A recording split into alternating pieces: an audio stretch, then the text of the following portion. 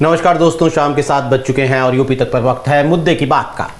पिछले 24 घंटे सियासी नज़रिए से बड़े उठापटक वाले रहे और उठापटक का ये बवंडर गुरुवार को शुरू हुआ था सूरत की एक कोर्ट से। गुजरात में सूरत की एक कोर्ट ने जब राहुल गांधी को 2 साल की सज़ा सुनाई, उसके बाद बहुत सारी देश भर में कांग्रेस का विरोध प्रदर्शन शुरू हुआ, वो तमाम बातें हुई। लेकिन आज सुबह बीजेपी ने जिस सुनियोजित तरीके से राहुल गांधी की सजा पर ओबीसी अपमान का आरोप लगाते हुए कि राहुल गांधी ने पूरे ओबीसी समाज का अपमान किया है, एक नया दांव खेला और उस पर पूरी तरीके से हमलावर हो गई राहुल गांधी पर, कांग्रेस पार्टी पर।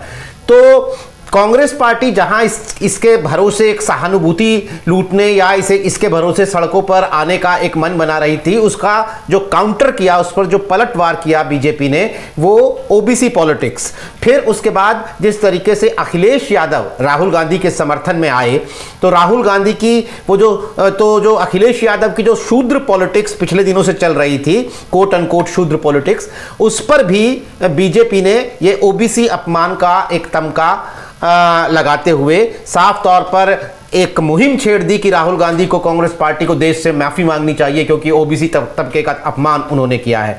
यह सब चल रहा था, तो इसके बीच में जब राहुल गांधी की आज सदस्यता रद्द हो गई, ये एक नया डेवलपमेंट था। राहुल गांधी की सांसदी गई और तय हो गया, हालांकि उनके पास कुछ रास्ते हैं, वो हाई कोर्ट, सुप्रीम कोर्ट जा सकते हैं, लेकिन अभी की स्थिति में उनके ऊपर 2 साल की सजा और उसके बाद 6 साल चुनाव लड़ने का बैन भी लग गया है। तो यानी 2024 का चुनाव अभी की स्थिति में राहुल गांधी नहीं लड़ सकते हैं। इस नजरिए से प्रियंका गांधी सक्रिय राजनीति में आएंगी, प्रियंका गांधी को चेहरा बनाएगी कांग्रेस, प्रियंका गांधी अमेठी से चुनाव लड़ेंगी, यह भी सोशल मीडिया पर एक मुहिम शुरू हुई। तो बीजेपी की ये ओबीसी पॉलिटिक्स को लेकर नया दांव, प्रियंका गांधी के नाम का चर्चा और राहुल गांधी को सजा मिलने और सांसदी जाने के बाद यूपी की पॉलिटिक्स में हुई उठापटक, अखिलेश यादव का राहुल गांधी को समर्थन, ये तमाम बातें हैं जिनसे आने वाले दिनों की पॉलिटिक्स 2024 के लिए पार्टियों की जो रणनीति है उसके ऊपर सीधा सीधा इन पॉलिटिकल डेवलपमेंट्स का असर पड़ने वाला है। और वो असर क्या होगा, यह समझने के लिए हमारे साथ आज मौजूद हैं सैयद कासिम साहब, वरिष्ठ पत्रकार हैं, राजनीतिक विश्लेषक हैं, कबूल अहमद, कबूल आजतक.in वेबसाइट के सीनियर कंटेंट एडिटर हैं, राजनीतिक विश्लेषक हैं, देश की राजनीति पर कबूल की निगाह रहती है। हमारे साथ इंडिया टुडे के स्पेशल कॉरेस्पॉन्डेंट प्रशांत श्रीवास्तव भी जुड़ेंगे लखनऊ से। स्टूडियो में मेरे साथ हैं अमीश राय, जो कि यूपीतक.in वेबसाइट के एडिटर हैं। तो सबसे पहला सवाल मैं आपसे लूंगा कासिम साहब, और हम चूंकि बहुत सारे मसले हैं तो हम बिल्कुल एक एक करके मसलों को अपने कार्यक्रम में लेंगे। सबसे पहले मेरा आपसे सवाल यही है कि ओबीसी पॉलिटिक्स, जिस तरीके से बीजेपी ने ओबीसी पॉलिटिक्स को लेकर राहुल गांधी पर वार किया है, उसको समझने के लिए, उस पर सवालों के लिए हम आपके पास आएंगे, लेकिन पहले हम अपने दर्शकों को सुनवाते हैं कि आज वाराणसी में सीएम योगी ने इस मसले पर ओबीसी अपमान का आरोप लगाते हुए क्या कुछ बातें कही। कांग्रेस पार्टी का ये बयान और राहुल गांधी का ये बयान इस बात को एक बार फिर से प्रदर्शित करता है कि ने न तो गरीब के बेटे को, वंचित और पिछड़े के बेटे को देश के सर्वोच्च पद पर जाना भी अच्छा नहीं लगा और देश की प्रगति और देश के लोकतंत्र के फलते फूलते स्वरूप को भी इन्हें अच्छा नहीं लग रहा है। मुझे लगता है भाइयों बहनों, यह देश की जनता गरीबों, दलितों, वंचितों, पिछड़ों और समाज और देश की संवैधानिक संस्थाओं के अपमान का बदला कांग्रेस से जरूर लेगी। कांग्रेस को चुनाव में सबक सिखाएंगे पिछड़े, वंचित, दलित, शोषित, ये कहना है योगी आदित्यनाथ का। लेकिन इसी के साथ बीजेपी ने यूपी में अपने सबसे बड़े चेहरे और डेप्यूटी, अपने ओबीसी के सबसे बड़े चेहरे और डेप्यूटी सीएम केशव मौर्य को भी मैदान में उतारा। केशव मौर्य ने एक प्रेस कॉन्फ्रेंस की और इसी लाइन पर ओबीसी समाज का अपमान का आरोप लगाते हुए उन्होंने भी राहुल गांधी और कांग्रेस पार्टी पर हमला बोला। एक बार वो भी सुन लेते हैं। राहुल गांधी जी जिनको सजा सुनाई गई है, उनको और देश के पिछड़े वर्ग को, देश के वंचित वर्ग को, देश के गरीब वर्ग को इसका जवाब देना चाहिए। देश की जनता कांग्रेस को माफ नहीं करेगी, श्री राहुल गांधी जी को माफ नहीं करेगी। अब कुछ लोगों का यह भी कहना हो सकता है कि भाई कांग्रेस पार्टी का वोट ही कितना है यूपी के अंदर, तो अगर कांग्रेस पार्टी पर हमला कर रही है बीजेपी तो क्या ही कांग्रेस पार्टी से छीन लेंगी, उनके पास गंवाने के लिए कुछ है ही नहीं। लेकिन बीजेपी की राजनीति दरअसल कांग्रेस पर हमले के बहाने ओबीसी वोट को कंसोलिडेट करने की है, अपने पक्ष में और ज्यादा मजबूत करने की है। फिलहाल हम आपको एक बार मैं स्क्रीन पर आपको यह भी दिखाता हूं कि 2019 और 2022 में ओबीसी वोट जो है वो 2019 का ये आंकड़ा आपके सामने चल रहा है, जिसमें यादव वोट जो है वो बीजेपी को महज 23% मिला था, माफ कीजिएगा 23% मिला था, और गैर यादव वोट 72 से 80% मिला था। जबकि महागठबंधन जो उस वक्त मायावती और सपा का महागठबंधन था उसे 60% यादव वोट मिला था और 14 से 18% जो है वो गैर यादव ओबीसी मिला था। 2022 में यह आंकड़ा घटा है बीजेपी के पक्ष में। यादव तो उन्हें फिर भी 27% मिला, लेकिन गैर यादव ओबीसी 66% के आसपास आया। यानी गैर यादव ओबीसी में बीजेपी ने अपनी पैठ बढ़ाई है, उसमें बहुत ज्यादा हिस्सा बीजेपी का है, लेकिन बीजेपी अपनी फितरत के मुताबिक बहुत ज्यादा हिस्से से की बजाय सारा हिस्सा लेना चाहती है।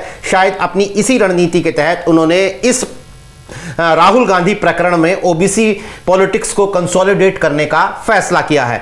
सैयद कासिम साहब, बड़ी लंबी भूमिका आज मैंने बांध दी, लेकिन सवाल मैं आपसे लूंगा सबसे पहले कि आखिर जिस तरीके से जयप्रकाश जेपी नड्डा हो, योगी हो, केशव मौर्य हो, तमाम बीजेपी के नेता ओबीसी अपमान की बात कहकर राहुल गांधी पर और कांग्रेस पर हमलावर हुए हैं, क्या इससे बीजेपी अब 2024 के लिए अपनी ओबीसी पॉलिटिक्स को और मजबूत कर रही है?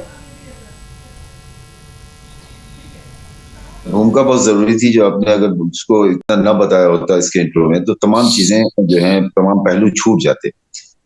मैं थोड़ा सा चकित हूँ, थोड़ा मुझे ताज्जुब हो रहा है कि ये ओबीसी पॉलिटिक्स इसमें कहाँ से आ रही।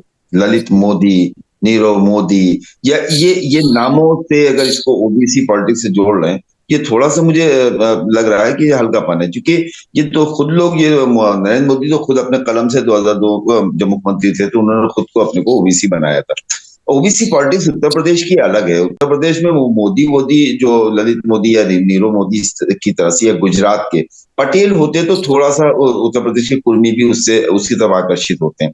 मुझे लगता है कि ये एक, जैसा आपने कहा कि ओबीसी कह के इस मुद्दे को थोड़ा डाइवर्ट करने के प्रयास है। और भारतीय जनता पार्टी की ये खूबी है कि भारतीय जनता पार्टी अपनी कमियों को भी अपनी मजबूती बनाती है, अपनी कमजोरी को मजबूती बना लेती है और वो मजबूत होकर खड़ी हो जाती है। तो ये मेरे नजर में इस ओबीसी करने, चूंकि कांग्रेस से कोई ओबीसी का जवाब नहीं आता है। आपने जो कहा बिल्कुल सही है कि इसके बहाने से अखिलेश यादव को घेरना और उसके बाद, लेकिन आप देखिए ना, सबके ट्वीट देखिए, ममता का ट्वीट देखिए, केजरीवाल का ट्वीट देखिए, अखिलेश का ट्वीट देखिए, सारे ट्वीट जो है वो कोई राहुल गांधी के पक्ष के ट्वीट नहीं है। ट्वीट पढ़ने के बाद, भाषा पढ़ने के बाद, कोई राहुल गांधी के पक्ष, मोदी के या केंद्र सरकार के खिलाफ, भाजपा के खिलाफ तो वो ट्वीट हैं, लेकिन राहुल गांधी के पक्ष में अगर उसमें कोई दलील दी गई, ऐसा नहीं। हद ये है कि वो राहुल की बेटी जो है रोहिणी आचार्य, उन्होंने भी जो ट्वीट किया, उन्होंने कहा मेरे पिताजी जानते थे, ये जब बिल आ रहा था उनको पता था कि क्या होगा। उन्होंने भी राहुल गांधी को टारगेट ही किया एक तरह से अपने ट्वीट में। तो कुल मिला के सारे लोग जो इसमें लगे हैं, वो सारे के सारे ट्वीट्स देखने के बाद बीजेपी का ये अटैक जो है ओबीसी के नाम पे, वो अटैकिंग तो उनको होना ही है। राहुल गांधी की सदस्यता गई है, वो अटैक करना है। सदस्यता चली गई, चलिए ठीक है, ऊपर की अभी अदालतें पड़ी हुई हैं, रोक लग सकती है, लड़ सकते हैं चुनाव, ये तो भविष्य की बात है। लेकिन आज की तारीख में जो फायदा कांग्रेस को लेना चाहिए था, वो कांग्रेस उतना अटैकिंग ना होती। अगर प्रियंका गांधी के फेसबुक पोस्ट को अगर पढ़ा जाए तो, या उनके पेज पे जो लिखा, उसके अलावा किसी की भी भाषा उतनी कड़वी नहीं है, उतनी तीखी नहीं है कि जैसे कांग्रेस की, मैं प्रेस कॉन्फ्रेंस भी देख रहा था, उसमें भी ऐसा कुछ नहीं था कि बड़ा हमलावर हो कांग्रेस। बहुत आराम से जवाब दिए जा रहे थे, बड़े आराम से बात की जा रही।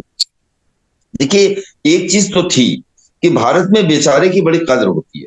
अगर राहुल गांधी बेचारे हो जाते आज, तब तो इनका काम चल सकता था कि राहुल गांधी ना होते, प्रियंका होती या कोई और होता, या कांग्रेस के जिन राज्यों में जो बड़ा लीडर है उनका राज समझता है कि भाई गांधी परिवार में कोई है नहीं, अब हमारे राज के ये जो है फला गहलोत या ये प्रधानमंत्री हो सकते हैं। एक उसका एक भ्रम बनता था। लेकिन आपकी सदस्यता भी आपको बचानी है, आपको कोर्ट भी जाना है, आपको भविष्य में चुनाव में बने भी रहना है, सारी चीजें करने के बाद वो बेचारगी खत्म होती है। लेकिन जो एंटी मोदी तबका है, जो एक एंटी मोदी जो एक वोट है, अभी 50% के ऊपर है, अभी भी बचा हुआ है, वो लोग राहुल गांधी से जो सुनना चाहते हैं वही राहुल गांधी बोलते हैं। लेकिन राहुल गांधी तेजी में बहुत रहते हैं। राहुल गांधी ने सुप्रीम कोर्ट से माफी मांगी, क्योंकि उन्होंने कह दिया था, सुप्रीम कोर्ट ने भी मान लिया है कि सरकार भ्रष्ट है, राफेल के मुद्दे पे चोर है, इस तरह की बात उन्होंने की थी, वहां जाके माफी मांगी। उसके बाद आरएसएस को गांधी का हत्यारा कहा, वहां जाके माफी मांगी। उसके साथ ये वाला मामला हुआ, इसमें माफी की नौबत ही नहीं आई, मुकदमा हुआ, तेज हुआ, 19 से लेकर 2.5 साल 3 साल के अंदर मुकदमे का फैसला आ गया और राहुल गांधी की सदस्यता चलेगी। और सदस्यता इसलिए जानी थी कि वो सुप्रीम कोर्ट का आदेश है, जैसे ही आप 2 साल की सजा हो गया, आप बाहर हो जाएंगे। मेरा अपना सोचना और मेरा अपना नजरिया, मेरा अपना वो है कि बात अमेठी की, तो अमेठी ऐसे भी शायद ही राहुल गांधी लड़ते। अमेठी के लिए प्रियंका हो सकती थी, वरुण हो सकते थे, हालांकि राहुल गांधी उसके अभी इनकार कर चुके हैं, वरुण गांधी ने भी अपना तरीका बदला है। लेकिन फिर भी राहुल गांधी वायनाड के अलावा फिर आते हैं यहाँ पर, इसमें थोड़ा सा शंका थी। लेकिन फिर अगर प्रियंका यहाँ लड़ती तो रायबरेली कौन लड़ता? रायबरेली ज्यादा सेफ है अमेठी के मुकाबले में, उनके पास है, मौजूद है, और सोनिया गांधी वहां से लगातार एमपी हैं। तो ये एक बड़ा अभी सवाल है कि अमेठी से कौन लड़ेगा। राहुल गांधी बच भी जाएंगे तो क्या लड़ेंगे कि नहीं लड़ेंगे। लेकिन भारतीय जनता पार्टी ये जिसमें ओबीसी लेके आई है टच, ये ओबीसी टच कहीं काम करता हुआ मुझे नीरज जी दिखाई नहीं दे रहा है। नीरज जी कबूल, आपसे भी पहला सवाल तरफ यूपी में ना सही लेकिन देश भर में कांग्रेस राहुल गांधी को मिली सजा और आज उनकी रद्द हुई सदस्यता के बहाने एक बीजेपी के खिलाफ एक सड़कों पर उतरने का मन बना रही है, या फिर एक सहानुभूति वोट जीतने की कोशिश कर रही है। और इसके बरक्स बीजेपी ने पलटवार करते हुए इसे उस बयान को 2 साल पुराने उस बयान को, बल्कि 4 साल पुराने उस बयान को ओबीसी अपमान का पूरा एक कहते हैं कि एक पोस्टर बना दिया कि पूरे ओबीसी समाज का, न सिर्फ ओबीसी बल्कि वो तो उसमें पिछड़े, वंचित, दलित, शोषित जो एक सिलसिला जुड़ता है वो सब जोड़ दिया है। तो क्या आपको लगता है कि बीजेपी इससे अपने ओबीसी वोट को कंसोलिडेट करने में कामयाब होगी, या फिर ये राहुल गांधी के पक्ष में या गांधी परिवार के पक्ष में जा रहा है ये मसला? देखिए, एक बड़ी बात ये है नीरज भाई कि खासतौर से राहुल गांधी की जो सदस्यता गई है आज खासतौर से शुक्रवार के दिन, तो कोई आश्चर्य की बात नहीं है, क्योंकि कल जब फैसला आया था तो उसी दिन तय हो गया था कि राहुल गांधी की सदस्यता जानी है। आज नोटिफिकेशन जारी होकर उस पर एक मोहर लग गई है। लेकिन राहुल गांधी की सदस्यता ऐसे समय में गई है जब 2024 के चुनाव की सियासी तपिश गर्म है, पूरे देश में विपक्षी एकता का ताना बाना बुना जा रहा है। और राहुल गांधी खास तौर से ऐसे समय में गई है राहुल गांधी की सदस्यता जब राहुल गांधी भारतीय जनता पार्टी को लेके काफी आक्रामक हैं, और भारत जोड़ो यात्रा के जरिए उन्होंने ग्राउंड पे जिस तरह से जमीनी हकीकत के जरिए एक माहौल बनाया है। और खास तौर से अभी जो ये शीतकाल मतलब ये बजट सत्र का दूसरा सेशन रहा है, और इसमें जो अडानी के मुद्दे को लेके राहुल गांधी जिस तरह से मोदी सरकार को घेरते नजर आ रहे थे, ऐसे में राहुल गांधी की सदस्यता जाना निश्चित तौर पे, और दूसरे दिन खासतौर से कल उनकी सजा हुई, और राहुल गांधी को इस मामले में भी उनको राहत मिल सकती थी, और वो ऐसे मिल सकती थी क्योंकि जज जिस तरह से उनसे माफी मांगने की बात थी, उन्होंने माफी मांगने के बजाय सजा को चुना। यानी कि सजा को चुनने का अर्थ यही था कि वो इस बात को जानते थे, इस बात को समझते थे कि अगर वो सजा को चुनेंगे तो उनकी सदस्यता जानी तय है। एक बात। दूसरी बात यह है कि इस पूरे मामले में राहुल गांधी जो है जिस तरह से माहौल बना है उसमें वो दोषी नहीं है, बल्कि वो एक पीड़ित के तौर पे उभरे हैं। मैं कासिम भाई की बात से काफी हद तक सहमत नहीं हूं। राहुल गांधी के लिए इस पूरे मामले में आप बात सुनेंगे, जिस तरह का उनका बयान था और बयान के बाद जिस तरह की सजा दी गई है, उसको लेके लोगों का है कि वो बयान की तुलना में वो सजा होना कहीं ज्यादा वो माने रखता है, वो ऐसी सजा होना नहीं। काफी राजनीतिक विश्लेषक और तमाम जो समझ वाले लोग हैं कानूनी, वो भी मानते हैं, लेकिन उनको सजा हुई। अब भारतीय जनता पार्टी, क्योंकि भारतीय जनता पार्टी वो जान रही है कि राहुल गांधी के इस मुद्दे को कांग्रेस कैसे आपदा को अवसर में तब्दील करने की कोशिश कर रही है, इसीलिए वो कांग्रेस ये जानते हुए भी आज कोर्ट, हाई कोर्ट या सुप्रीम कोर्ट नहीं गई चैलेंज करने, क्योंकि उसे पता था कि सदस्यता रद्द होगी और सदस्यता रद्द होने के बाद हम जाएंगे तो एक माहौल बनाने का, उनको माहौल बनाने का मौका मिलेगा। ऐसा नहीं है कि 2 साल की सजा हो गई तो सदस्यता चली गई। मैंने देखा है कि लक्षद्वीप वाला मामला है मोहम्मद फैजल का, खासतौर से जिसपे उनकी सदस्यता चली जाती है, सीट घोषित कर दी जाती है, लेकिन वो सुप्रीम कोर्ट में जाके उनको 10 साल की सजा हो जाती है, इसके बावजूद उन्हें राहत मिलती है।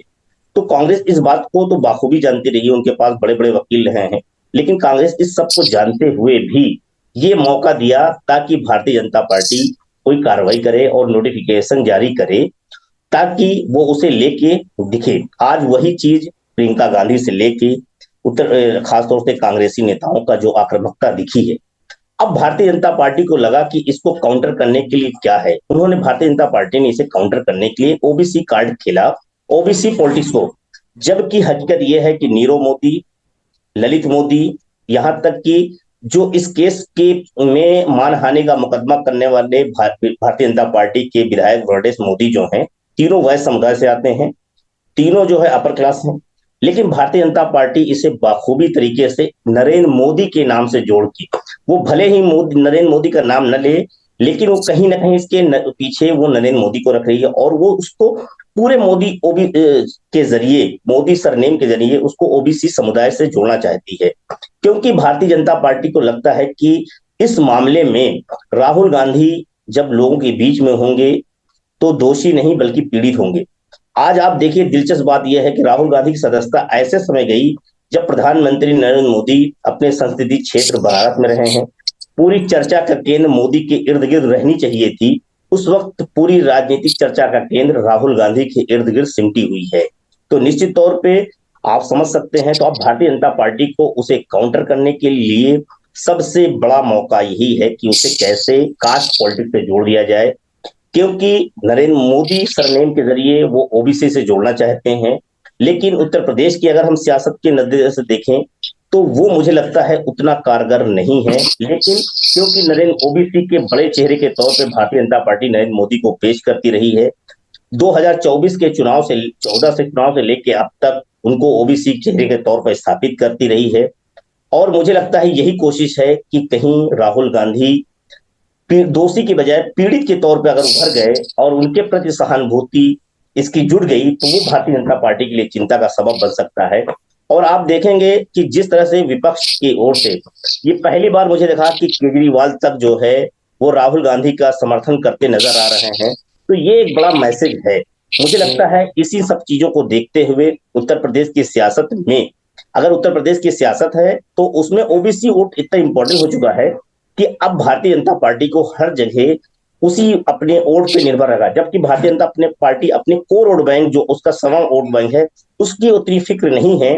उसकी फिक्र अगर है किसी की तो ओबीसी की है, और वो चाहती है, क्योंकि उत्तर प्रदेश की सियासत पिछले 6 महीने से वो ओबीसी के इर्द गिर्द, मैं 6 महीने से क्या कहूँ, पिछले 1 साल से अगर बात कहूँ नीरज भाई, तो 1 साल विधानसभा चुनाव से मतलब पिछले साल जनवरी से लेके अब तक अगर हम बात करें तो ओबीसी के ही इर्द गिर्द सिमटी हुई है। समाजवादी पार्टी पूरी सियासत ओबीसी कर रही है, नतीजे आने के बाद जातिगत जनगणना को लेके आक्रामक है। ऐसे में भारतीय जनता पार्टी अब इस मामले को, इस आपदा को अवसर में तब्दील करने के लिए वो भी ओबीसी को खेलना चाहती है, और उसके निशाने पे जो है उत्तर प्रदेश में तो भले ही वो कांग्रेस को कर रही हो, लेकिन टारगेट उसका समाजवादी पार्टी है, क्योंकि मुख्य व्यक्ति है ओबीसी है। तो मुझे लगता है कि उत्तर प्रदेश में वो ऐसे मैसेज देना चाहती है, लेकिन और राज्यों में वो और भी ओबीसी को टारगेट करना चाहती है। तो मुझे लगता है कि पूरी जो सियासत है वो कहीं ना कहीं अपने वोट बैंक को सहेजने की है, मुद्दे को एक कास्ट पॉलिटिक्स तरफ डाइवर्ट करने की है। भारतीय जनता पार्टी की कोशिश है कि इस पूरे मुद्दे को राहुल गांधी की सदस्यता खत्म होने की सहानुभूति में तब्दील ना हो जाए। अगर ये सहानुभूति में तब्दील हो जाती है तो भारतीय जनता पार्टी के लिए निश्चित तौर पर बहुत बड़ी चुनौती हो जाएगी, क्योंकि कई राज्यों में जो लड़ाई है वो कांग्रेस बनाम बीजेपी की, भले उत्तर प्रदेश में ना हो लेकिन और राज्यों में है, और अगर यही इस तरह के समीकरण बने तो वो मुझे लगता है बीजेपी के लिए चिंता का सबब बन सकती है। इसीलिए भारतीय जनता पार्टी अपनी तमाम ओबीसी लीडरशिप को उतार दिया है और ये बताने की कोशिश हो रही है कि राहुल गांधी ने जो बयान दिया था वो ओबीसी के पूरे ओबीसी को टारगेट किया था, वो ओबीसी के प्रति जो है एक उसको जुटाने का, समर्थन जुटाने का दांव है। मुझे लगता है कि यही एक पूरी मुझे नजरिए से मुझे नजर आ रहा है। जी जी जी, हमारे एक दर्शक हैं जगबीर सिंह, वो कह रहे हैं कि क्या सरकार का विरोध देश का विरोध है? बीजेपी विपक्षियों को चुन चुन कर विपक्षियों से बदला ले रही है, ये कहना है जगबीर सिंह जी का। तो कबूल आपने जो बात कही कि किस तरीके से बीजेपी बहुत पहले से फोकस कर रही है ओबीसी पर, तो हम अपनी स्क्रीन पर दर्शकों को वो 6 मई 2014 यानी वो 9 साल पुराना वो ट्वीट भी दिखा रहे हैं जो प्रधानमंत्री नरेंद्र मोदी ने 2014 के चुनाव प्रचार में डुमरियागंज की एक रैली में बोलने के बाद किया था और प्रियंका गांधी ने उन पर नीच राजनीति करने का आरोप लगाया था। तो उन्होंने ये लिखा था कि हाँ, मैं निचले वर्ग से आता हूँ सामाजिक तौर पर, इसलिए उन्हें मेरी राजनीति नीच नज़र आती है। तो प्रधानमंत्री बनने से पहले उन्होंने किस तरीके से अपने आप को एक ओबीसी लीडर के तौर पर स्थापित करना शुरू कर दिया था, ये भी एक बड़ा मैसेज है। मैं प्रशांत आपसे जानना चाहता हूं, जिसका इशारा कबूल ने किया कि अगर निशाना क्या वाकई बीजेपी का निशाना जो है वो अखिलेश यादव पर ही है, तो क्या अखिलेश यादव ये नहीं समझ रहे हैं, वो जिस तरीके से राहुल गांधी के समर्थन में आए हैं और ओबीसी पॉलिटिक्स के बहाने बीजेपी कांग्रेस का नाम लेते हुए, यानी राहुल का बहाना है, अखिलेश पर निशाना है वाली जो पॉलिटिक्स कर रही है, तो अखिलेश यादव ऐसे में राहुल गांधी का समर्थन करते हुए क्यों नजर आ रहे हैं? उनकी क्या पॉलिटिक्स इसमें है?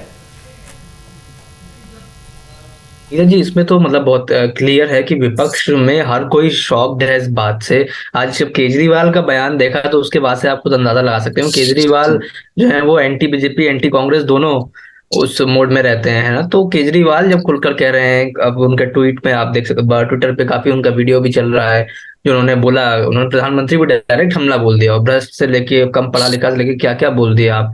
तो इस तरह मुझे शायद कोई कांग्रेसी सीएम अभी इतना टेक्निक नहीं दिखा होगा, है ना। तो खैर, तो मैं अखिलेश यादव पर मैं आ रहा हूँ।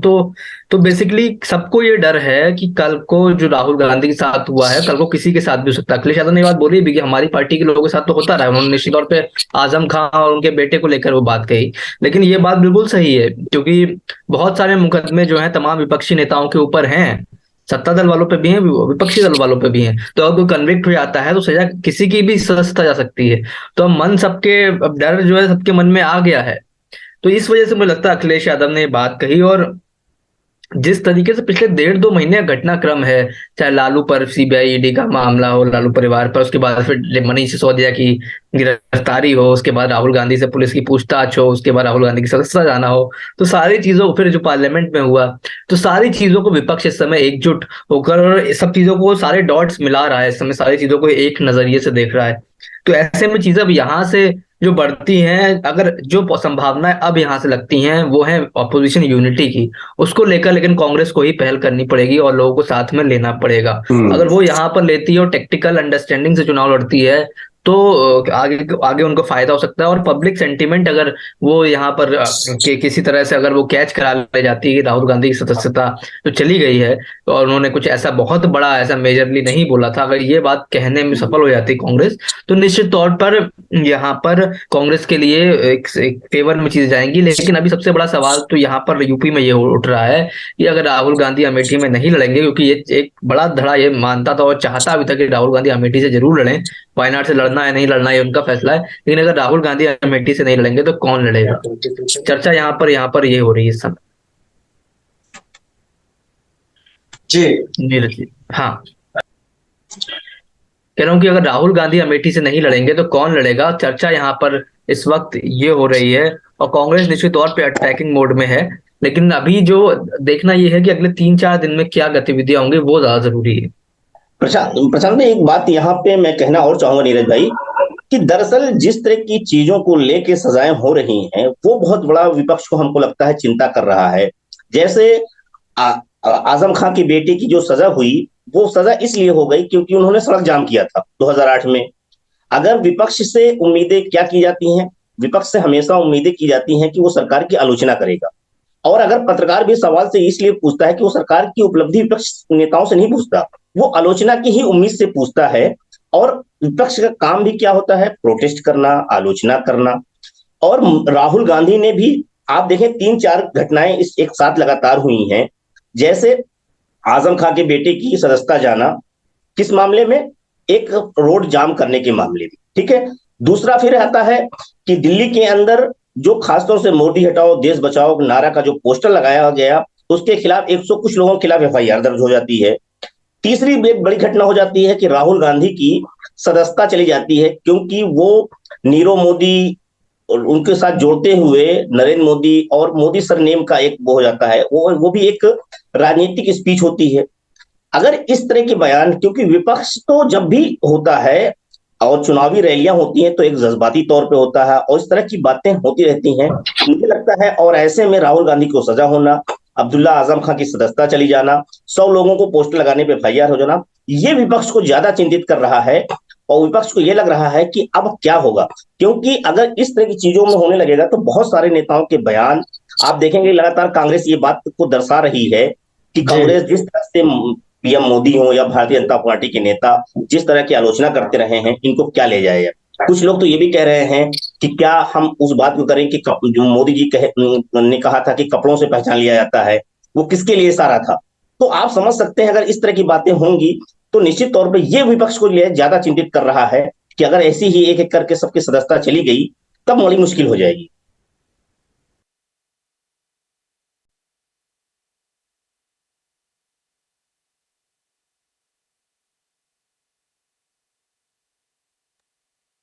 प्रियंका गांधी का, क्योंकि जो बात आप कह रहे हैं, जी जी कबूल भाई, आवाज आ रही है? आवाज आ रही है कबूल भाई? हाँ जी, मैं ये कह रहा था कि जो बात आप कह रहे थे या जो बात प्रशांत जी कह रहे थे कि ये जो राहुल गांधी को सजा मिली और उसके बाद सदस्यता गई, ये बात कांग्रेस के पक्ष में भी जा सकती है, भले बीजेपी इसको ओबीसी पॉलिटिक्स से जोड़े। लेकिन इस बीच एक महत्वपूर्ण पहलू ये है कि प्रियंका गांधी ने भी डायरेक्ट हमला बोला है। प्रियंका गांधी के अगर अभी आप हालिया ट्वीट्स देखें तो वो सीधे पीएम मोदी पर हमलावर है। कुल भाई आपको आवाज़ आ रही है मेरी? जी, तो प्रियंका गांधी डायरेक्ट पीएम मोदी पर हमलावर है। उन्होंने तो यहाँ तक कह दिया कि आपने संसद में नेहरू सरनेम लेकर बातें की, आपको क्यों नहीं सजा मिली, आपकी सदस्यता क्यों नहीं गई। तो एक तरह से जो ये उसी चर्चा का एक्सटेंशन है कबूल भाई, जो हम लोग लगातार कर रहे हैं। और सबसे पहले मैं कासिम जी के पास आऊँगा इस सवाल के साथ। कासिम सर, एक जी जी देखिए ट्वीट के बाद से कि हम आने वाले दिनों में प्रियंका गांधी को एक अहम भूमिका में देख सकते हैं अब, क्योंकि अब अगर राहुल गांधी आज की स्थिति में पार्लियामेंट में नहीं रहेंगे, राहुल गांधी जो है ऑर्गेनाइजेशन में भी कोई पद नहीं लिए हैं, जैसा कि उन्होंने खुद कहा था गांधी परिवार का कोई सदस्य अध्यक्ष नहीं होगा, तो प्रियंका गांधी जो है मुझे लगता है कि संगठन में उनकी भूमिका यहाँ पर बढ़ने वाली है अब। और अमेठी के चुनाव की भी जहां तक बात है तो मुझे लग रहा है कि हो सकता है सोनिया गांधी रायबरेली से लड़े और प्रियंका गांधी अमेठी से लड़े, इसकी भी संभावना खुल जाती है। जी जी जी, इसी सवाल पर मैं कासिम सर आपके पास आता हूं कि जैसे पिछले 2 सालों से उत्तर प्रदेश में सक्रिय है, खासकर विधानसभा चुनाव में हम लोगों ने देखा। तो अब आपको अगर आज की परिस्थिति में हम बात करें, हम ये मानकर चलें कि राहुल गांधी को जो आगे क्या होगा उनके साथ न्यायिक उनको क्या रेमेडीज मिलेगी, इस पर अभी चर्चा नहीं। वर्तमान स्थिति ये है कि वो 2 साल उनको सजा है और वो 6 साल अगले 2 साल के बाद वो चुनाव नहीं लड़ सकते हैं। ऐसी स्थिति में अमेठी सीट पर आप क्या संभावनाएं देख रहे हैं? क्या आपको लग रहा है कि प्रियंका गांधी अपनी उस झिझक को तोड़कर, या यूँ कह लीजिए कि पहले राहुल गांधी लड़ते थे तो प्रियंका नहीं लड़ सकती थी, तो अब अगर ये ऑप्शन नहीं रहेगा तो क्या आपको लगता है कि 24 में प्रियंका योगी और मोदी के साथ हेड ऑन करते हुए अमेठी में आपको नजर आएंगी, उस सीट को बचाने के लिए जो सीट स्मृति ईरानी गांधी परिवार से 2019 में छीन चुकी हैं? कासिम सर। बिल्कुल, देखिए ऐसा अमीश भाई कि बिल्कुल सही आप कह रहे हैं कि प्रियंका गांधी, अगर ऐसा होता है जैसा कहा जाए ना, अगर राहुल गांधी इस फ्रेज से बाहर रहते हैं तो वही एक रास्ता बचता है प्रियंका। और प्रियंका जो है उनका बॉडी लैंग्वेज, अंदाज, आज मैंने अपने पहले टेक में यही बात कही कि सारे आप ट्वीट्स देख लीजिए और प्रियंका के उस पेज पे लिखे हुए उनके उसको देखिए तो एक एक लाइन, एक एक शब्द ऐसा है जो बहुत कड़वा है, बहुत अटैकिंग है। उन्होंने सीधे प्रधानमंत्री मोदी पे अपने को निशाने पे लिया, टारगेट किया और बहुत कुछ कहा। इतना तो कभी राहुल गांधी ने नहीं कहा होगा। देखिए, प्रियंका गांधी का अंदाज भी अलग है। प्रियंका गांधी में इंदिरा गांधी की झलक भी पाई जाती है। प्रियंका गांधी के साथ वाड्रा लगना उनका माइनस पॉइंट जरूर है, लेकिन प्रियंका गांधी ने 22 से पहले जो उत्तर प्रदेश में किया, चाहे हाथरस में हो, चाहे दारापुरी के घर जाना हो, चाहे सदफ के घर जाना हो, जो उनकी जिद थी, जो उनका अंदाज था, सड़कों पे पैदल चलना, सीतापुर जेल में सीतापुर में रोक ली गई, उसके बाद फिर वो जिद उनकी जो थी वो राहुल गांधी से कहीं ज्यादा अटैकिंग रहती है और राहुल गांधी से ज्यादा कनेक्टिंग रहती है। ये तो सच है। लेकिन अगर राहुल गांधी नहीं है तब भी और राहुल गांधी है तब भी उत्तर प्रदेश में तो रोल प्रियंका गांधी का ही दिखाई देने वाला था। राहुल गांधी वायनाड से लड़ते तो प्रियंका अमेठी से लड़ती है। अगर सोनिया रायबरेली लड़ रही होती तो, अगर रायबरेली सोनिया नहीं लड़ रही तो वहां से कुबूल भाइयों बेहतर बता सकते हैं कि फिर रायबरेली और अमेठी में बेहतर सीट उनके लिए रायबरेली हो सकती है, ना कि अमेठी। लेकिन फिर भी अभी वो सारे ऑप्शन खुले हुए हैं कि अमेठी में कौन, परिवार का कौन, तीसरा कौन, तो ये सारे ऑप्शंस अभी खुले हुए हैं। बात ये हो रही थी कि क्या राहुल गांधी, देखिए मैंने पहले टेक में कहा, फिर कह रहा हूं, राहुल गांधी अगर बेचारे हो गए तो हिंदुस्तान की अवाम बेचारे को बहुत पसंद करती। राहुल गांधी अगर बेचारे साबित हो जाते हैं तो उनकी अपने आप उनके लिए सिंपैथी बन जाती है। राहुल गांधी अपनी जबान के लिए जाने जाते हैं, भाषण के लिए जाने जाते हैं। भारत जोड़ो यात्रा के जमाने में उनके बयान, उनके अंदाज, उनका ट्वीट, पार्लियामेंट में उनकी भाषण, उनकी तकरीर, और जिस तरह से वो लेके आपके अडानी को लेके फोटो दिखा के टारगेट करते हो, आज भी उन लोगों का यही कहना है कि अडानी के खिलाफ बोलना हम जो है हमारे लिए ये हो गया, ऐसा हो गया, ऐसा हो गया। सबसे बड़ा सवाल ये है कि सारे विपक्षी दल क्या जैसे आज ट्वीट कर रहे हैं कल इसी तरह से एक बृहद गठबंधन के रूप में दिखाई देंगे? मेरा मानना है कि नहीं। मायावती ने ट्वीट तक नहीं किया। अखिलेश यादव, ममता बनर्जी और उनके जो ममता बनर्जी कल तक ये कह रही थी कि राहुल गांधी को भाजपा इसलिए रखना चाहती है आगे कि राहुल गांधी जो है वो उनके हिसाब से बड़े कमजोर कैंडिडेट है, इसलिए भाजपा उनको आगे कर रही है।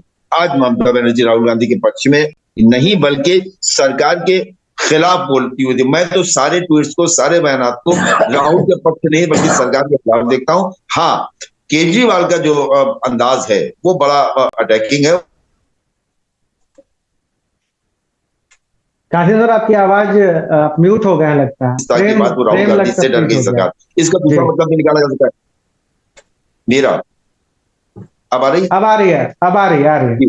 तो मैं ये कह रहा था कि ये सारी चीजें देखने वाली ये होंगी कि प्रियंका गांधी का रोल, तो जैसा मैं बिल्कुल सहमत हूं प्रशांत से, प्रियंका का रोल यूपी में अहम होने वाला। प्रियंका 22 में जब लड़ने आई थी तो वो 22 की तैयारी उनकी 24 के लिए ही थी। वो 22 में तैयार कर रही थी, कैंडिडेट्स निकाल रही थी। 403 में से वो 80 कैंडिडेट ढूंढ रही थी, वो उनकी तैयारी थी। उसको कितनी सफल हुई इस पे बहस अलग से की जा सकती है। ओबीसी की बात जो आप नीरज जी आपने कही थी और अमित भाई, ओबीसी में 22 में ओबीसी भाजपा से टूटा है। कुर्मी टूटा, मौर्य टूटा, चौहान टूटा, आपके सैनी टूटा, ये सारे ओबीसी टूटे हैं। राजभर टूटा, एससी भी टूटा है। एससी में पासी बड़ी कुशीनगर, ये जो आपके कौशाम्बी पूरा जिला जो है, इस हिस्से में जो समाजवादी पार्टी ने स्वीप किया है, पासियों की संख्या बहुत थी। कुर्मी भी टूटा है। तो 22 में वो टूटा है। भारतीय जनता पार्टी उस जगह पे नहीं है जहां पे थी। ये अलग बात है कि बिखरा हुआ विपक्ष भारतीय जनता पार्टी को फायदा दे सकता है, लेकिन भारत की राजनीति में हमने आपने देखा है कि अगर कभी कोई बेचारा हुआ है और कोई हवा बना ले गया है तो उस बेचारगी का उसको पूरा फायदा मिला है। देखना है राहुल गांधी इसको कैश कर पाते हैं या कितना कैश कर पाते हैं। तो मतलब बेचारा राहुल गांधी अगर हो जाए तो देश, मतलब जो जनता है वो उनके साथ आ सकती है, ऐसा कासिम जी का कहना है। कबूल भाई, मैं आपके पास दो सवाल हैं, दोनों सवाल थोड़ा समझाइश के हिसाब से बताइएगा हमारे दर्शकों के लिए। पहला तो ये प्रियंका गांधी से जुड़ा मसला कि अगर आज की स्थिति बरकरार रहती है, राहुल गांधी 2024 के चुनाव को लड़ने के लिए योग्य नहीं रहते हैं, तो क्या आपको लगता है कि प्रियंका गांधी अमेठी से चुनाव लड़ पाएंगी? पहला सवाल। या लड़ना चाहेंगी? क्योंकि एक बार हल्ला उड़ा था 2019 में कि प्रियंका गांधी बनारस में मोदी के खिलाफ चुनाव लड़ेंगी, इसके बड़े बड़े बज थे, लेकिन अंततः प्रियंका गांधी नहीं लड़ी वो चुनाव। तो क्या आपको लगता है कि 24 में प्रियंका गांधी उस बज को सत्य साबित करेंगी और उत्तर प्रदेश में लोकसभा का चुनाव लड़ते हुए खासकर अमेठी सीट से पाई जाएंगी? और दूसरा, चूंकि हम ओबीसी फैक्टर पर बात कर रहे हैं, कासिम जी ने चलते चलते अपने बात के अंत में एक महत्वपूर्ण बात कही।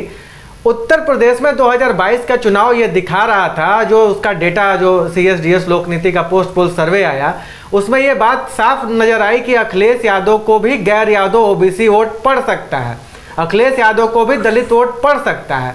तो क्या ये बीजेपी के लिए इतना चिंताजनक बात हो गया है कि वो किसी भी कहीं का ईंट कहीं का रोड़ा, भानुमति ने कुनबा जोड़ा करके वो सब चीज़ों को OBC पॉलिटिक्स से जोड़ना चाह रही है? क्योंकि बीजेपी तो जानी जाती थी इस बात के लिए ना कि लाभार्थी वर्ग उसके पास एक तैयार हो चुका है जो किसी जाति को नहीं मानता, किसी धर्म को नहीं मानता, वो मुस्लिम भी उनको वोट कर रहा है, पूरा हिंदू समाज उनको वोट कर रहा है। तो आखिर बीजेपी को ये OBC क्यों करना पड़ रहा है? क्या अखिलेश बीजेपी के उस बड़े जो इंद्रधनुष कह लीजिए उन्होंने जो बनाया था उत्तर प्रदेश में, क्या उसमें सेध लगाने में इतना कामयाब हो गए हैं कि वो बीजेपी के लिए 24 में चिंताजनक बात हो गई है? देखिए अमीश भाई, आपके दो सवाल हैं। पहला सवाल है कि प्रियंका गांधी पे है। तो अभी प्रशांत भाई ने कहा कि प्रियंका गांधी का रोल बड़ा हो सकता है कांग्रेस में। देखिए, राहुल गांधी की सदस्यता चली गई है।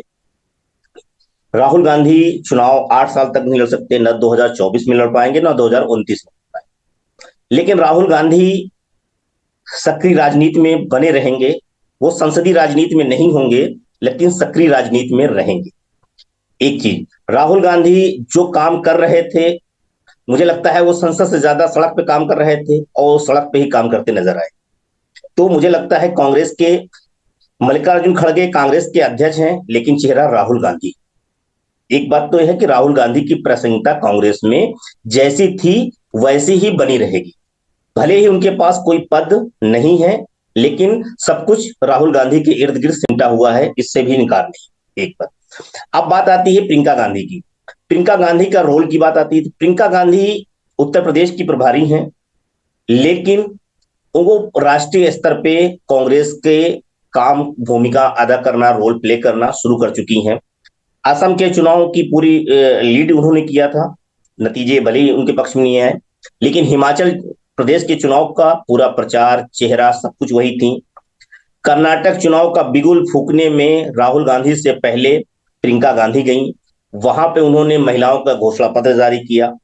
तो दरअसल कांग्रेस में प्रियंका गांधी का रोल बड़ा हो चुका है, इसमें कोई शक नहीं। अब बात आती है उत्तर प्रदेश की। उत्तर प्रदेश में प्रियंका गांधी जो काम कर रही हैं, मुझे लगता है कि वो जिस तरह का प्रयोग, जिस तरह का काम करना चाहती थी, 2019 के चुनाव में आई थी, तो ये उम्मीद था कि 2022 में अच्छा करेंगी। न 2019 में अच्छा कर पाई, न 2022 में अच्छा कर पाई। अब बात आती है 2024 में क्या करेंगी। दरअसल उत्तर प्रदेश में कांग्रेस का जो खासतौर से प्रियंका गांधी ने जिस तरह का सियासी प्रयोग किया है, जिन लोगों पे भरोसा जताया है, वो ऐसे लोग हैं, वो सड़क पे संघर्ष तो कर सकते हैं, लेकिन समाज के वोटों को अपने साथ जोड़ने में बहुत सफल नहीं। वो कोई भी चेहरा हो, अजय कुमार लल्लू प्रदेश अध्यक्ष थे, रोज सक्रिय रहते थे, सड़क पर रोज धरना प्रदर्शन करते थे, लेकिन वोट उनके नाम पे कितना आ रहा है ये भी बड़ी बात है। दूसरी तरफ उन्होंने माइनॉरिटी कमीशन में जो बना रखा है अपना अध्यक्ष, उनके वो रहने वाले बलिया के हैं, सक्रिय हैं, उनके ऊपर कितना वोट है। पूरी कांग्रेस में जितनी भी प्रियंका गांधी की टीम है उत्तर प्रदेश में, कोई ऐसा आदमी नहीं है, कोई है वही है जो किसी छात्र आंदोलन में रहे, किसी उसमें रहे हैं, उनको एक एक ईंट जोड़ के प्रियंका गांधी ने एक टीम बनाई थी, और उसमें जो कांग्रेस के पुराने जनाधार वाले नेता थे वो चले गए।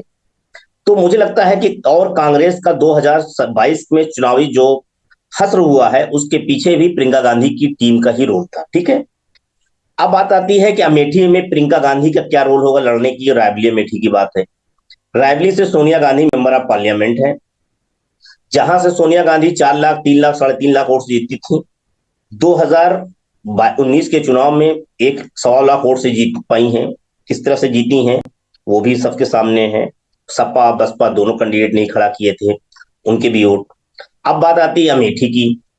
अमेठी में राहुल गांधी के हार में राहुल गांधी की कोई वो नहीं थी। मैं राहुल गांधी को नहीं मानता हूं, इतने बड़े नेता थे वो राष्ट्रीय, लेकिन राहुल गांधी के जो मैनेजर थे उनकी बहुत बड़ी भूमिका थी। उनकी जो खामियां थी, जिसके चलते उस खामियाजा जो है राहुल गांधी को भुगतना पड़ा है।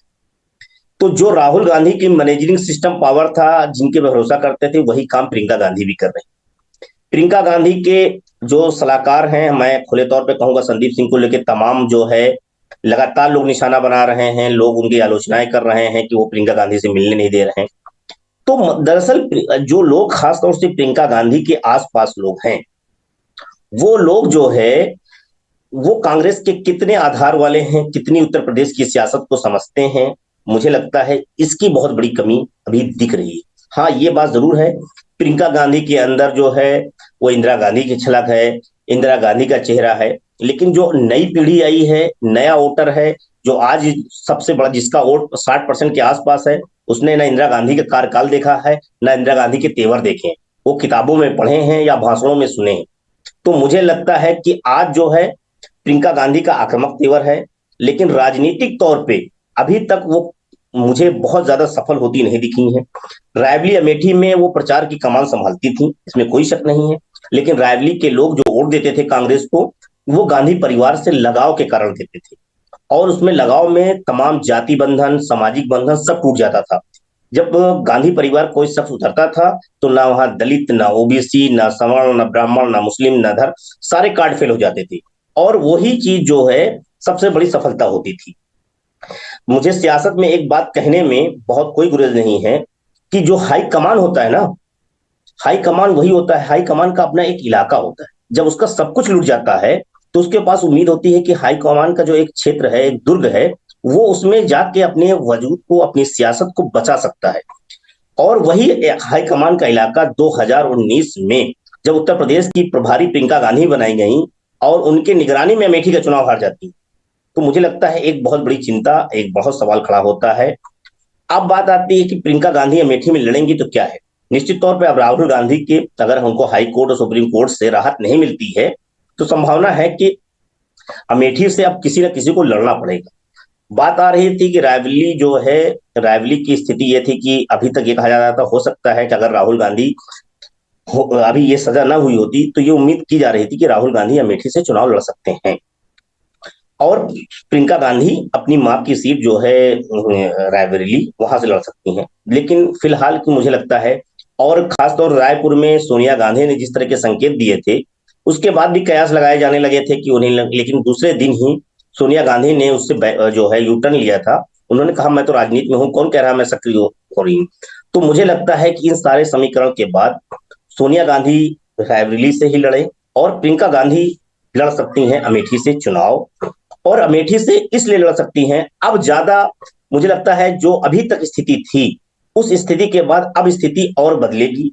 जो अमेठी में समाजवादी पार्टी चुनाव लड़ने का क्लेम कर रही थी या दावा कर रही थी, वो भी हो सकता है उससे अपने एक कदम पीछे खींचे और जो एक विपक्षी स्टैंड बन सकता है। तो मुझे लगता है कि अब कांग्रेस जो है इस घटना के बाद कांग्रेस बहुत जो है उस तरह से नहीं कि बार्गेनिंग पावर से जो अखिलेश यादव चाहते हैं उसी पिच पे उसी उस पे कांग्रेस भी उससे अलायंस कर ले, और कांग्रेस अलायंस करने पे रायबरेली, अमेठी ऐसी 4-6 सीटें जो खासतौर से 10 सीटें जो मानी जाती हैं जहां कांग्रेस अच्छे कैंडिडेट लड़ सकते हैं, उस पे कांग्रेस को कांग्रेस के लिए छोड़ सकते हैं। वो ये मानते हुए कांग्रेस उसके अलायंस का हिस्सा है या नहीं, इस तरह नहीं, लेकिन अंडरस्टैंडिंग बना सकती है मुझे लगता है। और अगर प्रियंका गांधी कांग्रेस समाजवादी पार्टी के स्टैंडिंग से लड़ती हैं, स्टैंडिंग से लड़ने के बाद अगर समाजवादी पार्टी का वोट बैंक ट्रांसफर हो जाता है, पिछली बार समाजवादी पार्टी का वोट बैंक और बसपा का वोट बैंक कांग्रेस के पक्ष में नहीं गया था, यानी कि दलित वोट कांग्रेस को नहीं गया था और ना ही 70% यादव वोट जो है भारतीय जनता पार्टी को चला गया था अमेठी में। अगर अमेठी कंस्टिट्यूंसी के समीकरण देखा जाए तो अखिलेश यादव अगर कांग्रेस को लड़ाकर अपने वोट ट्रांसफर करा ले जाते हैं तो मुझे लगता है बहुत होगा। और ऐसे में अगर गांधी परिवार का कोई शख्स लड़ता है और समाजवादी पार्टी कोई कैंडिडेट लड़ाती है तो उसमें भी बहुत अच्छा माहौल अमेठी में बन सकता है कांग्रेस के पक्ष में। उसका रीजन ये है क्योंकि कांग्रेस का वहां जो वोट बैंक है वो 5.5 लाख वोट, 4.5 लाख के आसपास मुस्लिम वोट जो है वो कांग्रेस का एक मुफ्त वोट है। अगर वहां समाजवादी पार्टी खड़ी भी हो जाती है तो कोई बहुत अच्छा नुकसान नहीं करेगी, क्योंकि वहां के समीकरण अलग तरीके के हैं। वहां 3-4 वोट बहुत महत्वपूर्ण है, मुस्लिम और ये पासी, फिर उसके बाद मुस्लिम पासी के बाद जो है वहां पे ठाकुर वोट बहुत निर्णायक है, ब्राह्मण वोट। तो मुझे लगता है ये वोट जो है निर्णायक वोट में है। 2.5 लाख के आसपास, 2-2.5 लाख यादव वोट हैं, लेकिन सबसे ज्यादा वहां पे पासी वोट और मुस्लिम वोट, इंडिविजुअल अगर देखा जाए तो सबसे ज्यादा वोट वहां मुसलमानों का है, करीब 4.5 लाख के आसपास है, जो अमेठी में एक मुश्त कांग्रेस को जाता है।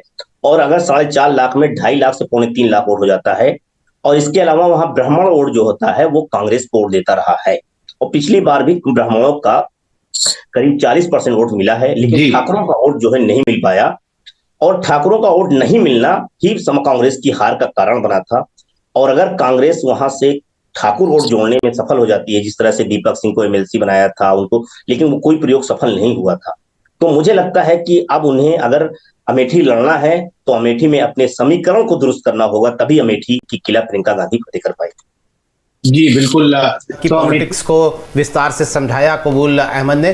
प्रशांत, मैं एक बार आपसे वापस उसी बात पर आना चाहता हूं जहां आपने अपनी पिछली बात छोड़ी थी कि राहुल गांधी के समर्थन में अखिलेश यादव, केसीआर की बेटी, केजरीवाल, ममता बनर्जी, यानी वो तमाम लोग जो हफ्ता भर पहले, 10 दिन पहले हमें गैर बीजेपी, गैर कांग्रेस मोर्चा बनाते हुए नजर आ रहे थे, वो आए।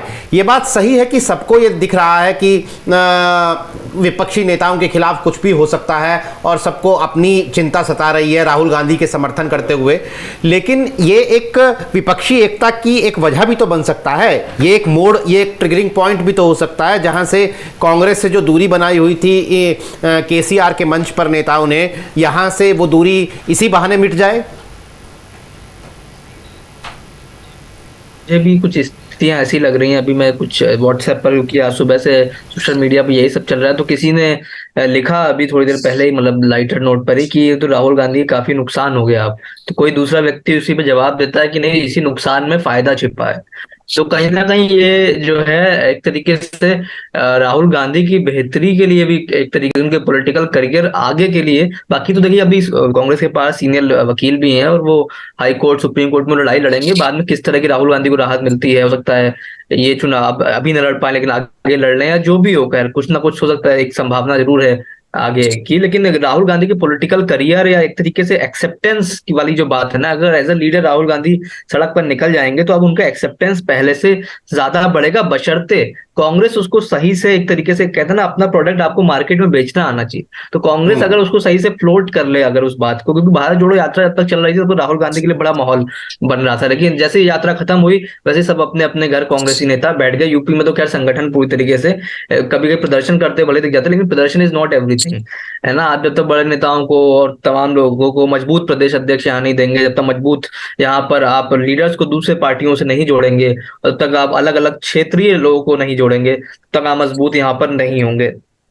कांग्रेस को सबसे पहले तो अपना संगठन मजबूत करना पड़ेगा, अपने आप को लड़ता हुआ दिखाई पड़ना पड़ेगा, मैसेजिंग और नैरेटिव का ध्यान देना पड़ेगा। अगर वो ये सब करने में सफल हो जाते हैं तो यहाँ से मुझे लगता है राहुल गांधी के करियर की एक नई शुरुआत भी हो सकती है, क्योंकि ये आज का दिन जो है, ये इतिहास में इस तरह के दिन बड़े कम होते हैं।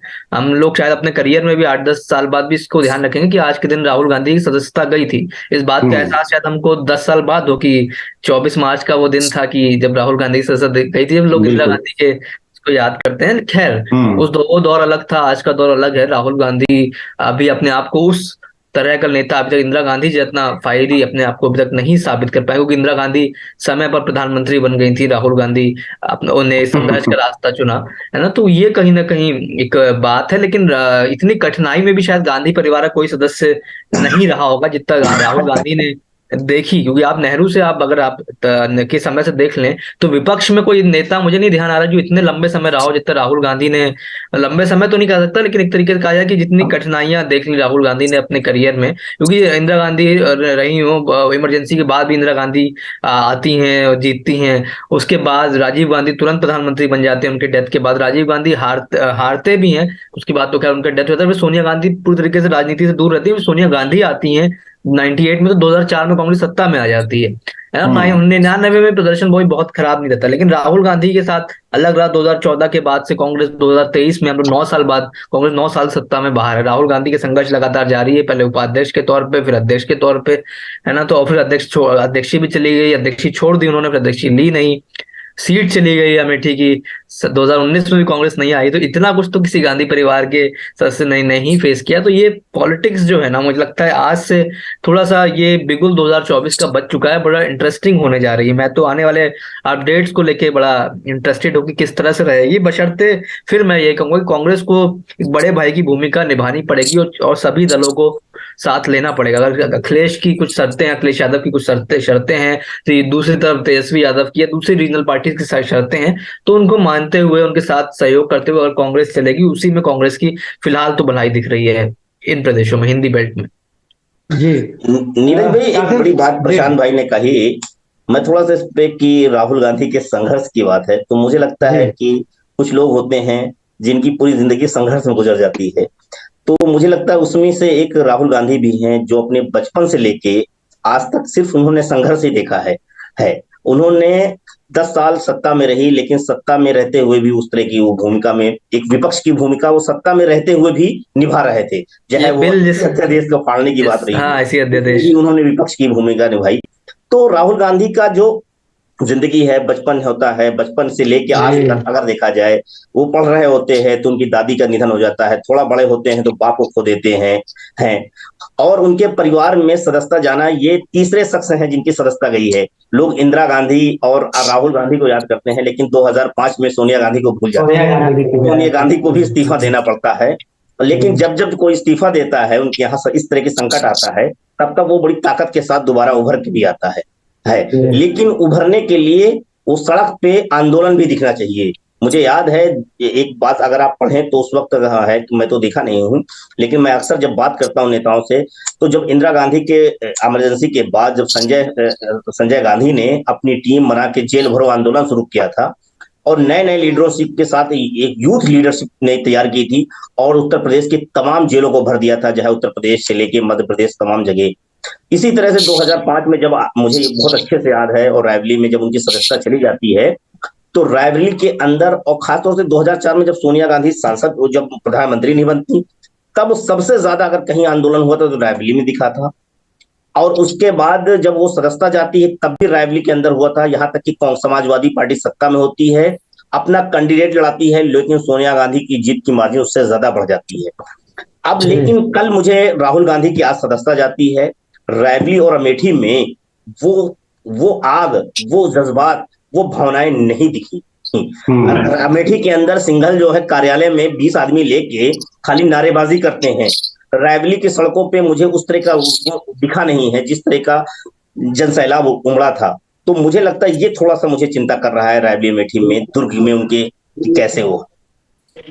उसका कहीं ना कहीं कारण मुझे लगता है कि मौजूदा संगठन है कांग्रेस का, जिस तरीके से, क्योंकि अभी भी यूपी कांग्रेस में ऑलवेज वेल नहीं है, जिस तरह से नतीजे आए तो लोग नाराज हैं। प्रशांत भाई, बदलाव की जरूरत है रायबरेली अमेठी में भी। प्रशांत भाई, अमेठी और रायबरेली की बात मैं कर रहा हूँ, जहाँ पे वो अपना मानते हैं, अगर वहां पे भी इस तरह की असर न दिखेगा, वो थोड़ा सा चिंता का सबब बनता है। निश्चित तौर पे, बिल्कुल ठीक कहा आपने। और वो बीच आए भी नहीं, मतलब आना तो चाहिए आपको, कम से कम अपने गढ़ में आना तो चाहिए, हर 4-6 महीने में एक चक्कर तो लगाना चाहिए। सोनिया गांधी जब से जीती हैं, वो एक बार मुझे लगता है आई हैं बस तब से, और वो आई ही नहीं। और किशोरीलाल शर्मा जी भी, जिस तरह से किशोरीलाल शर्मा वहां प्रतिनिधि हैं, लगातार हैं। मैं अभी आपको बताऊं कि वहां के एक बड़े कांग्रेस नेता से मेरी बात हो रही थी, वो इतना निराश हैं कि वो मुझे कह रहे थे मैं क्या करूं, आने वाला मेरा भविष्य। तो मुझे लगता है ये सब चिंताएं उनके लिए लाजमी हैं। तो आप अपने बुजुर्ग लोगों के बीच में अगर माहौल नहीं बना पाते तो बड़ी दिक्कत है। जी कबूल भाई, इसी बात को ये निजी चिंताएं हैं, वो कैसे उत्तर प्रदेश में खड़ा होगी, क्या राहुल गांधी का मोमेंट उसके पक्ष में आएगा, या राहुल गांधी सक्रिय सियासत से उनको दूर होना पड़ेगा, जिसको हम मतलब चुनावी सियासत कहते हैं, कि वो चुनाव लड़ने से उन पर रोक लग जाएगी और प्रियंका आ जाएंगी। इन तमाम चर्चाओं के बीच कासिम सर, एक सवाल ये है कि जब पूरा विपक्षी दल, विपक्षी एकजुटता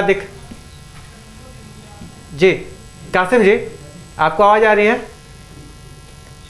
जी? तो सवाल ये है कि जब केसीआर का बयान हम सुन रहे हैं, केजरीवाल का बयान सुन रहे हैं, तो मायावती क्यों खामोश हैं? जब विपक्ष की सियासत का जिक्र आ रहा है उत्तर प्रदेश में, तो मायावती को भी तो विपक्ष का वोट चाहिए ना। जिन अखिलेश यादव इतने एग्रेसिव तरीके से सामने आए, जिनके ऊपर खतरा है कि बीजेपी उनको ओबीसी पॉलिटिक्स में उनको भी लपेट लेगी और जिस समाज के तबके को लुभाने की कोशिश कर रहे हैं वो उससे छिटक सकता है। इस खतरे के बावजूद अखिलेश यादव डट कर ट्वीट कर रहे हैं, वो बयान जारी कर रहे हैं, लेकिन मायावती ना ट्वीट करी है ना कुछ बोल रहे हैं। जबकि मायावती की प्रवृत्ति तो ऐसी नहीं थी कि विपक्षी एकजुटता को लेकर वो इस कदर अलग हो जाए कि उनका कोई रिएक्शन ना आए। कैसे सर? मायावती का ट्वीट वैसे भी दूसरे ही दिन आता है, हम लोगों ने जब भी देखा है तो पहले दिन तो तत्काल तो कभी आया नहीं आज तक, पहली चीज। दूसरी चीज, विपक्ष की एकता की जो बात आप कर रहे हैं, विपक्ष की एकता भारतीय जनता पार्टी करती थी, भारतीय जनता पार्टी करवाती थी कांग्रेस के खिलाफ, और यहां तक करती थी कि जनसंघ का विलय कर देती थी, पार्टी खत्म कर देती थी, जनता पार्टी में विलय हो जाता था। फिर उसके बाद जनता दल के साथ जब जाती थी तो उससे कम्युनिस्ट के साथ भी लड़ती थी। उसके बाद कांग्रेस को खत्म करना होता तो जाके जम्मू एंड कश्मीर में जाके वहां महबूबा मुफ्ती के साथ सरकार बना लेती थी, कांग्रेस को खत्म करना होता।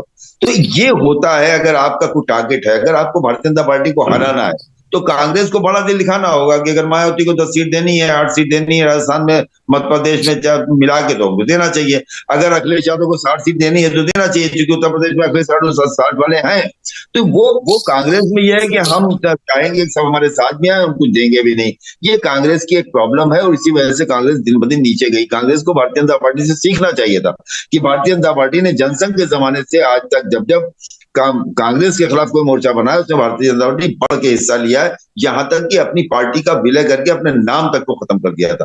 तो इतना अगर कांग्रेस के अंदर नहीं है, अगर ये लगता है, लोग बताते हैं, जैसा अभी कह रहे थे कबूल भाई, कि अगर संदीप सिंह कहते हैं कि प्रियंका जी आप तो बस आप में इंदिरा गांधी की झलक है, आप इंदिरा गांधी हैं, और राहुल गांधी के साथ चलते हुए कान में कन्हैया कहते हैं कि आपने तो भारत यात्रा जोड़ो यात्रा से इतना कर दिया कि देश विदेश के वर्तमान गांधी आप हैं। तो ये जो कान के कच्चे वाले नेता होते हैं ना, जो अपना कुछ असेसमेंट अपने बारे में नहीं करते हैं, उनके साथ यही दिक्कतें होती हैं। मुझे लगता है कि ये जो मौका इन्हें मिला है, इस मौके को अगर भुनाने के लिए सही रास्ता ये अपनाएंगे तो इसका फायदा उठा सकते हैं। और विपक्षी एकता के लिए जो प्रयास विपक्षी पार्टियां कर रही, कांग्रेस की तरफ से हो ही नहीं रहा। कांग्रेस ने कब किससे कहा कि आइए हमसे बात कर लीजिए, कब किसी, और कांग्रेस में ऐसे लोग भी नहीं है कि जिनको भेज के बात करा ली जाए। या राहुल की बात मानी जाएगी, या प्रियंका की बात मानी जाएगी, या सोनिया की बात, अब खड़गे की बात मानी जा सकती है। ये 4 लोग कोई प्रयास कर नहीं रहे हैं और 3 लोगों में कोई आपस में सामंजस्य नहीं है। ऐसे में मुझे नहीं लगता है कि कोई विपक्षी का कोई ताना बाना इन ट्वीट के पस मंजर में, इन ट्वीट के आड़ में हम आप देखने की कोशिश करें। अमीश भाई जी बिल्कुल। तो आज हेलो, माफी चाहते हैं, आपको आवाज आ रही है जी। तो राहुल गांधी की सदस्यता, राहुल गांधी को सूरत कोर्ट से सजा मिलने और सदस्यता रद्द होने के बाद जो भी जिस तरह की पॉलिटिकल डेवलपमेंट्स हुई हैं, क्या वो कांग्रेस को साथ लेते हुए विपक्षी एकता का एक मोड़, एक ट्रिगरिंग पॉइंट बन सकती हैं? अमेठी में राहुल गांधी की सदस्यता जाने के बाद, राहुल गांधी पर बैन लगने के बाद अमेठी में क्या प्रियंका गांधी चुनाव लड़ सकती हैं? या फिर राहुल गांधी पर ओबीसी अपमान का आरोप लगाते हुए बीजेपी ने ओबीसी वोट को एकजुट करने की जो मुहिम शुरू की है, क्या वो कामयाब हो सकती है और ओबीसी वोट में अपनी मौजूदगी को बीजेपी और पुख्ता कर सकती है? तो ये तमाम सवाल हैं जो राहुल गांधी से जुड़ी कोर्ट की सज़ा और उनकी सांसदी जाने के बाद खड़े हुए हैं। और इन्हीं सवालों पर हमने अपने मेहमानों से करीब 1 घंटा चर्चा की है। ये वीडियो यूट्यूब पर, फेसबुक पर, ट्विटर पर पब्लिश होने के बाद जो लोग देर से जुड़े हैं वो इसे ज़रूर देखिएगा। आप लोग, आपको यूपी की पॉलिटिक्स और उसके चश्मे से देश की पॉलिटिक्स को समझने की एक बड़ी तस्वीर मिलेगी यहाँ पर। आज कार्यक्रम में हिस्सा लेने के लिए कासिम साहब, कबूल अहमद, प्रशांत, अमीश, आप सभी का बहुत बहुत शुक्रिया। तमाम दर्शकों का आभार। आज के लिए नमस्कार।